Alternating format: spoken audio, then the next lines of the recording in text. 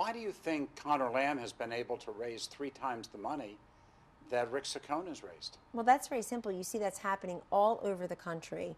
The party out of power is always angry. Many of them can't get over the last election result.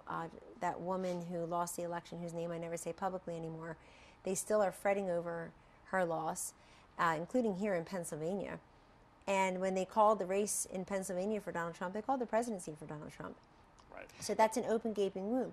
But these special elections tend to bring in national resources. But we've seen this before. If this is a sequel to the originals, like the Georgia 6 race where John Ossoff raised tens of millions of dollars, oodles of dollars, and like Conor Lamb was supposed to be the next generation of a moderate Democrat, and he lost that race to now Congresswoman Karen Handel because she was the better candidate and she had the better message that fit with that district. There's probably nobody in the White House as close to the president as you are, except perhaps his daughter. And so you may know, what is the president going to tell us when he comes to Pittsburgh Saturday night? Well, I have an idea, but so do you. The president, I'm sure, will go back to a number of the issues that he has talked about all along. Why? Because they're not just campaign promises anymore, they're actual law.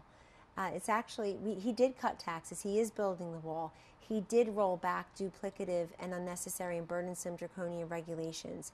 He is in favor of educational choice and charters. He is in favor of a strong and well-funded military that gives our brave men and women in uniform the resources they need and they deserve to keep us safe, to win wars, and to really put ISIS in further retreat, if not full-on defeat. And then I think he's going to talk about steel. Yeah. He's going to talk about what he did today and how he believes it's a promise made, promise kept, including to the men and women here who work in that industry.